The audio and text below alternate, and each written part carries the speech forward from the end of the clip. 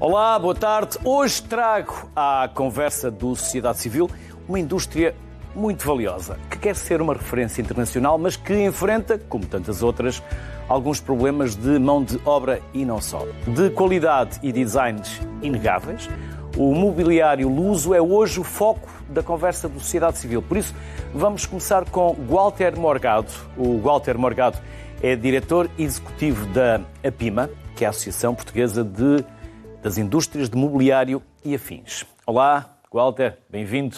Obrigado por aceitar o nosso convite. Fiz um retrato fidedigno, correto, mas algo superficial. Vamos desenvolver. Quais são as principais dificuldades neste momento? Talvez também não só mão de obra, mas também matérias-primas? Muito boa tarde, obrigado pelo vosso convite, é um prazer estar aqui convosco. Este é um setor que cresceu imenso nos últimos anos. Nós, para terem uma ideia, nos últimos 10 anos, antes do Covid, tivemos uma situação em que duplicámos as exportações a nível global, ou seja, passámos de cerca de 1.000 milhões para 2.000 milhões de exportações para muitos países a nível mundial. Estamos a falar de 167 países para onde exportamos. Claro que ainda temos uma grande concentração no mercado europeu, mas houve este alargamento. E o que aconteceu foi que estas cerca de 3.500 empresas, que empregam cerca de 30 mil pessoas na sua fileira, está agora a enfrentar outras dificuldades. Estamos a ter uma dificuldade que, para crescer, precisamos de mais mão de obra e de ter mais mão de obra formada para engrossar a nossa indústria, e estamos com alguma dificuldade, como a maior parte dos setores. Por outro lado, assistimos a outras dificuldades que começaram durante o período de Covid. Esta descontinuidade internacional ao nível dos transportes, ao nível do fornecimento de matérias-primas, criou algumas dificuldades que, para já, não sentimos a falta de algumas matérias-primas, mas, por outro lado, temos uma situação em que aumentaram imenso o preço. E isso condicionou e começa a condicionar alguns negócios que estavam pré-definidos e orçamentados. Walter, estava aqui, entretanto, a revisitar uma notícia do Dinheiro Vivo, onde diz que a indústria do mobiliário vai precisar de 5.000 trabalhadores nos próximos 5 anos. Verdade? A população vai envelhecendo, e o que acontece é que, fazendo uma análise a este setor, nós temos cerca de 5.000 postos de trabalho que se vão reformar nos próximos 5 anos. Ou seja, nós vamos ter que substituir esses postos de trabalho, vamos ter que os renovar, o que não é fácil, mas necessitamos também de apoio para ter medidas para incentivar a que estas pessoas que têm um know-how extraordinário, reparem, aquilo que fez afirmar o nosso mobiliário a nível internacional foi a nossa capacidade de saber fazer. Foi a nossa originalidade, foi o nosso conhecimento técnico, o conhecimento técnico dos nossos trabalhadores, que é aquilo que faz a diferença, porque máquinas, qualquer um pode ter as melhores máquinas em qualquer parte do mundo. Agora, o que fazer com elas é que tem que haver muito com a natureza do ambiente onde são criadas, da criatividade das empresas, da criatividade dos seus recursos humanos. E essa criatividade, que é aquilo que nós fomos desenvolvendo ao longo dos anos, e esse conhecimento que foi desenvolvido também ao longo dos anos, pode-se perder se não houver medidas para ajudarmos a que este conhecimento seja passado. Por um lado, houve um investimento forte para formar pessoas. Agora, nós precisamos que essas pessoas, para além do conhecimento global, do conhecimento técnico, precisamos que essas pessoas tenham formação específica dentro desta área. Estamos a falar do estatuto de mestre?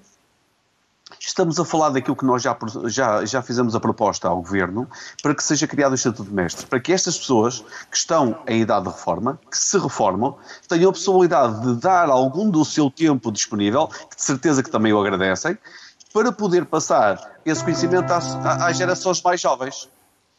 E, dessa forma, nós, para além de valorizarmos essas pessoas, para além de lhe darmos alguma ocupação a tempo parcial, estamos a valorizá-los também de alguma forma para mostrar aquele conhecimento que tu desenvolveste ao longo dos anos, agora é-nos muito útil e deve ser passado às gerações mais novas. Mas não os podemos penalizar com a fiscalidade que temos atualmente, que senão, em vez de os termos numa situação de pré-reforma e ainda terem um benefício, o facto de terem mais uma remuneração adicional para poderem formar os jovens, podemos ter uma situação em que deixa de ser interessante, porque afinal não têm essa possibilidade porque fiscalmente vão ser penalizados.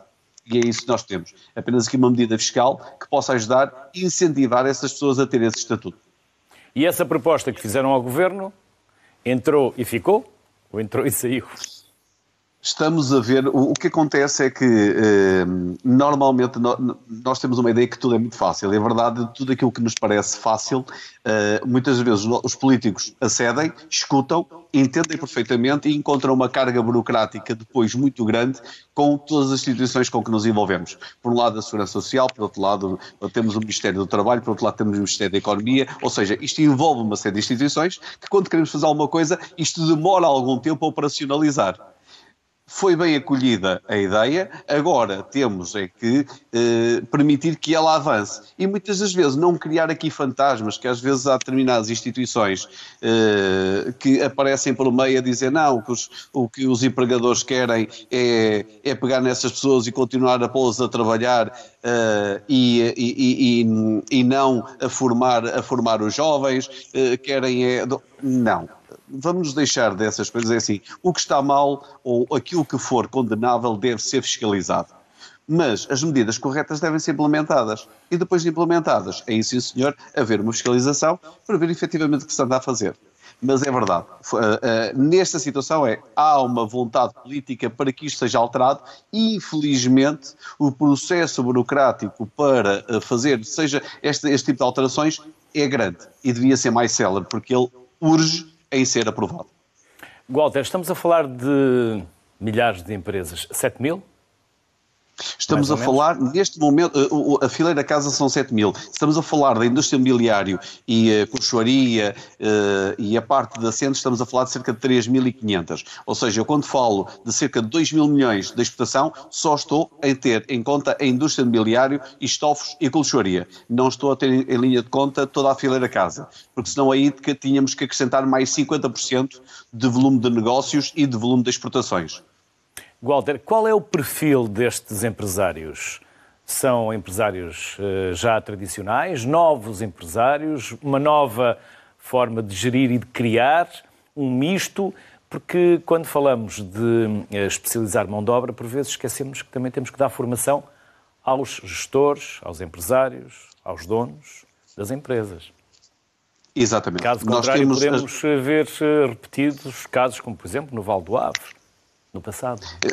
Como repare, tudo isto é um processo de aprendizagem. Não há, nós não podemos pôr um ponto final no tempo e dizer a partir de agora só temos empresários. Nós temos empresários com grande conhecimento técnico e de gestão e temos empresários que têm menores conhecimentos e que têm necessidade de formação.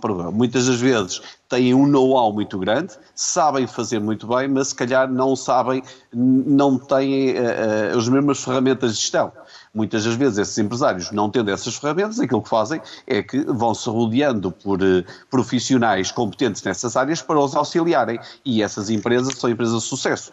E nós temos muitos exemplos, quer de empresários muito bem formados com sucesso, como temos empresários com baixo nível de escolarização porque não tiveram a possibilidade de estudar, porque foram trabalhar mais cedo, mas que têm um nível de conhecimento e isso não significa que baixo nível de escolarização não significa que as pessoas não tenham uma grande capacidade.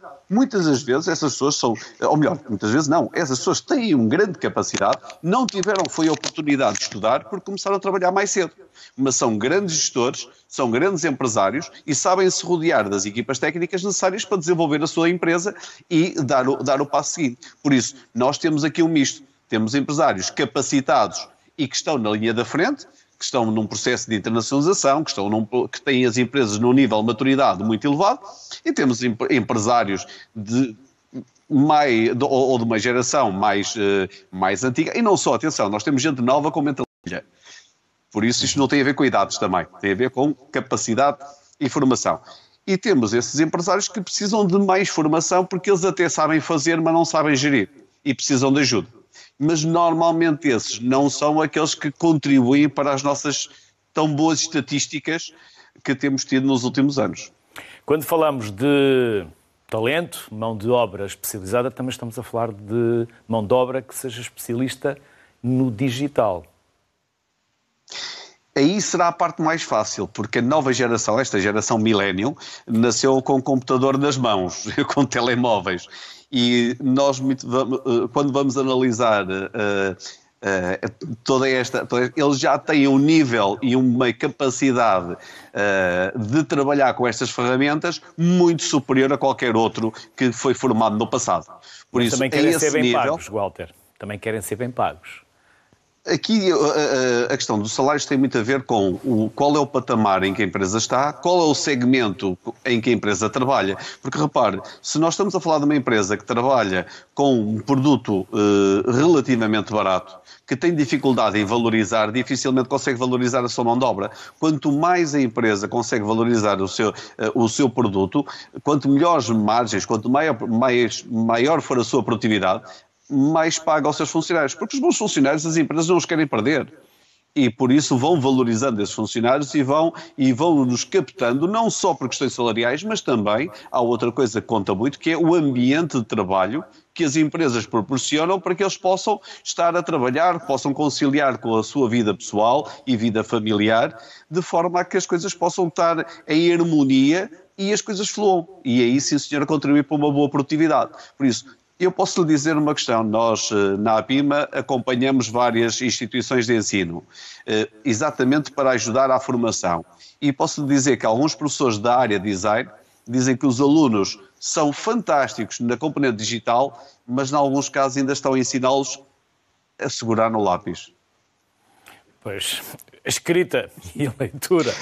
Porque foram perdendo algumas competências que não foram trabalhadas. Ou seja, por incrível que pareça, nos trabalhos manuais, essas competências não estão desenvolvidas porque, se calhar porque os pais, e eu como pai, dizia, cuidado com a tesoura porque te cortas. Pois, e agora queremos que eles façam corte e colagem para desenvolvimento de protótipos em pequena escala e eles não sabem, porque não estão habituados.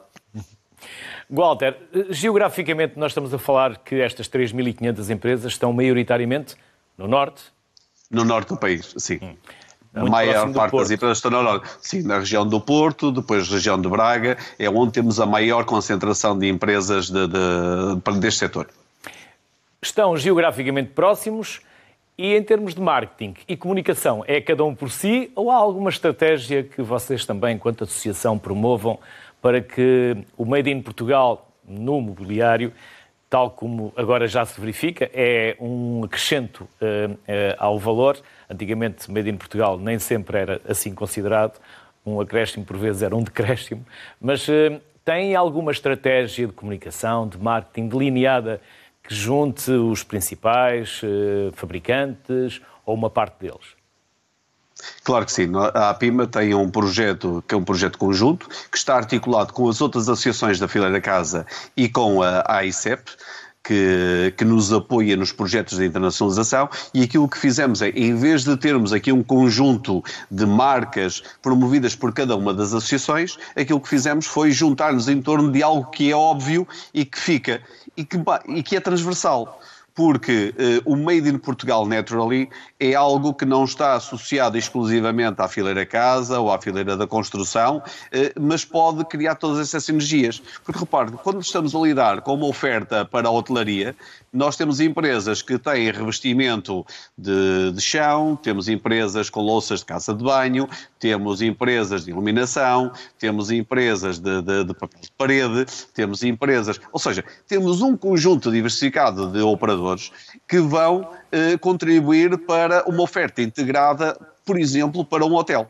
Ora, quanto mais sinergias nós criarmos, mais nós potenciamos as nossas vendas. Até porque há setores em Portugal e empresas que já há alguns anos que estão internacionalizados e este cross-selling entre os diferentes setores ajuda a que todos beneficiam. Porque repare, o textilar tem roupa de cama. Então, se eu vou para uma feira de contrato, porquê é que eu não levo uma cama de uma empresa de mobiliário estou a promover a empresa mobiliário ao mesmo tempo que estou a promover as minhas almofadas, os lençóis, as colchas, as toalhas, e já que estou a levar toalhas, então porque não combino também com a empresa de material de casa de banho para criar aqui uma sinergia, e os toalheiros e todo o material de casa de banho também lá está para ajudar a servir de mostruário. E acabamos por ter aqui uma junção de várias empresas que nos permitem vender em mercados onde por sozinhos temos maior dificuldade e assim, de forma integrada, conseguimos até partilhar canais de distribuição comuns, agentes comerciais que podemos partilhar entre as várias empresas, porque criámos aqui uma complementaridade dentro do setor. Por isso, aquilo que nós fizemos foi agregar em torno do Made in Portugal, que, como disse bem, nos últimos 5 anos passou de algo que não acrescia valor e que acrescentava valor e que neste momento tem um reconhecimento internacional. Portugal é procurado pela sua criatividade, originalidade e a sua capacidade de saber fazer. Walter, quais são esses mercados que mais procuram este Made in Portugal no mobiliário e que feiras, que certames internacionais são a principal montra e onde vocês estão presentes e obviamente também cá em Portugal, onde mostram aquilo que de melhor se faz por cá?